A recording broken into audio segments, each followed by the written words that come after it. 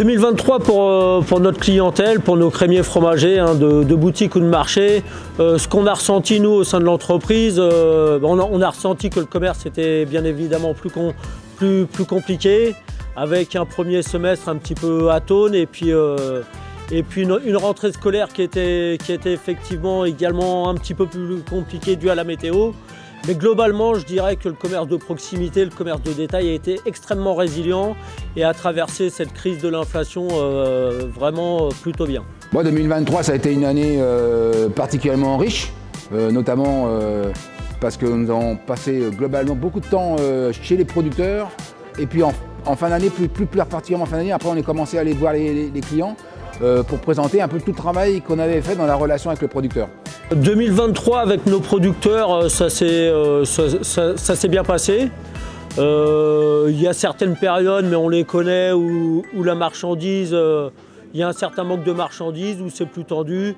Mais dans l'ensemble, on sait que vous les producteurs, vous avez joué le jeu avec nous, vous nous suivez et que vous faites votre maximum, pour nous servir au mieux. Pour 2023, c'est l'émergence de notre entreprise à Strasbourg, sur le marché de Strasbourg, Fromarin, qu'on vient de rebaptiser Fromarin. Donc on a fait avec un point d'orgue qui a été l'inauguration de l'entreprise au mois de septembre. Ça a été un réel succès, des clients, des partenaires, énormément de parties prenantes, c'était extrêmement intéressant. Depuis la fin de semaine dernière, on a le froid qui arrive, c'est propice au commerce et à la consommation de fromage. Donc j'espère que ça va être un bon trait d'union entre un bon mois de décembre et puis pour relancer le commerce du mois de janvier. J'ai tourné chez les clients là, depuis 15 jours, une quinzaine de jours. Les clients sont assez contents de leur fin d'année, que ce soit d'ailleurs au Noël et peut-être de manière plus étonnante entre Noël, le jour de l'an et pour le 31 décembre. Comme vous le savez tous, 2024, ça sera pour la France et puis pour la région parisienne une année olympique. C'est pas tous les 4 ans d'ailleurs que la France reçoit les Jeux olympiques. Donc là, il y a un vrai challenge, il y a un vrai enjeu. Comment on va se positionner, même que ce soit le marché de Rungis ou même les entreprises, pour l'instant on est dans l'inconnu. Je souhaite une année sportive, une année d'engagement, une année sous le signe de la sportivité. À nous y répondre.